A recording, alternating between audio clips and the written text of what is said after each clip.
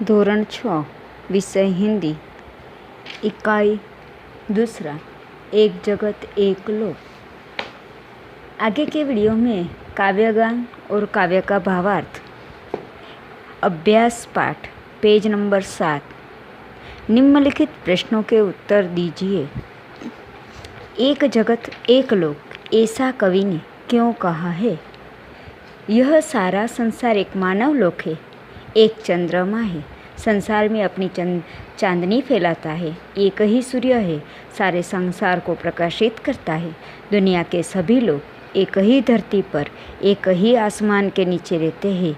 इस प्रकार सभी तत्व सबके लिए एक ही है।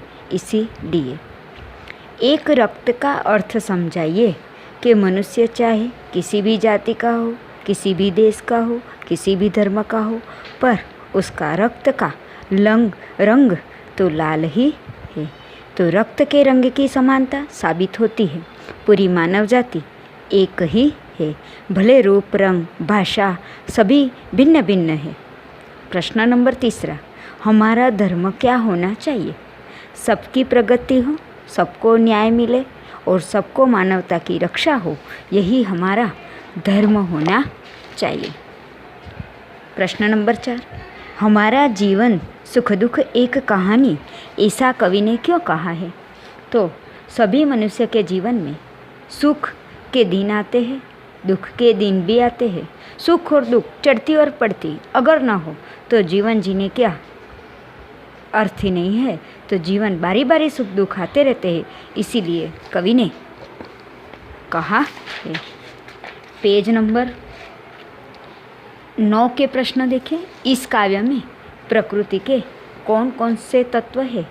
तो इस काव्य में प्रकृति के चंद्रमा, सूर्य, भूमि, आकाश, हवा और पानी है।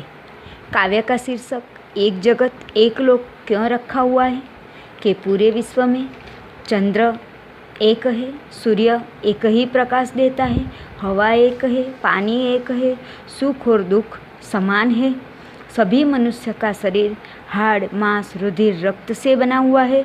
इसी तरह पूरे विश्व में एकता सिद्ध की है। इसीलिए आप इस काव्य को और कौन से उत्तर शीर्षक देना चाहेंगे? तो एक विश्व एक धरा हम सब विश्व बंधु। लास्ट प्रश्न, सभी नदियाँ अलग अलग है फिर भी वह कवि क्यों कहते हैं कि एक ही पानी है? तो सभी नदियों के पानी वैज्ञानिक संरचना एक जैसी है। सभी नदियों के पानी का मनुष्य के लिए समान उपयोग है। इसीलिए कवि ने अलग नदियों के पानी एक ही कहा है। अब आगे पेज नंबर 8 ऊंचे स्वर में पढ़िए। इसके नीचे है उदाहरण के अनुसार निर्देशित वर्णन शुरू होने वाले शब्द बनाइए। जैसे क से कौवा, कमल, कागज, कौशल। ऐसे ग से आएगा गणेश, गमला, गज, गीत। घ से आएगा घर, घड़ी, घंटा, घटना। च से आएगा चरखा, चमचा, चरण, चटाई। म से आएगा महल, मकान, मक्खन, मोर। इसके नीचे शब्द सारणी। शब्द सारणी में आपको एक बाइबल दिखाई दे रहा है, तो बाइबिल उसके अपन को वाक्य में प्रयोग करना है कि बाइबिल धर्म ग्रंथ है। फिर उसके एक कोष्टक छोड़कर पारसी, तो पारसी अग्नि की पूजा करते हैं। उसके नीचे आएगा महाभारत, तो हिंदू लोगों का धर्म ग्रंथ है। फिर आएगा हिंदू, तो हिंदू मंदिर में जाते हैं। फिर वही लाइन में मस्जिद, तो मुसलमान लोग मस्जिद में नमाज पढ़ते हैं। पारसी, तो पारसी अग्नि की पूजा करते हैं। मंदिर, यह श्री कृष्ण भगवान का मंदिर है। अवेस्ता पारसियों का धर्म ग्रंथ है। रामायण हिंदुओं का धर्म ग्रंथ है।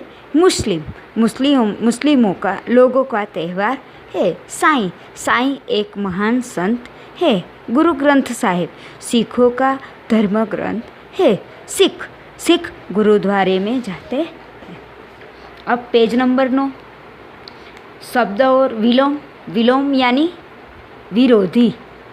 समान यानी समानार्थी शब्द, एक ही अर्थ हो, और विरोधी यानी दोनों एक दूसरे से अलग। जैसे पास तो उसका होता है दूर।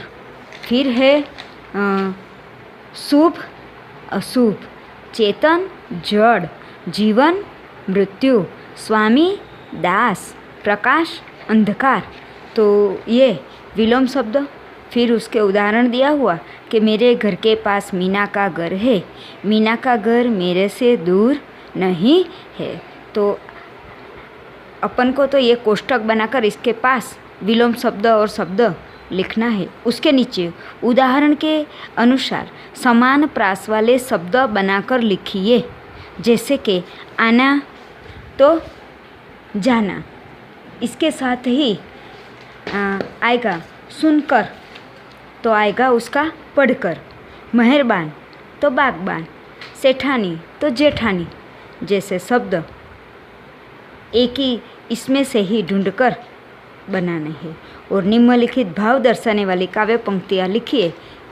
तो काव्य आगे लिखा हुआ है। अब आपको ये सारा हिंदी के नोटबुक में प्रश्न के उत्तर और ये आकृति सहित कोष्टक सारे दौड़ कर लिखने हैं। अस्तु।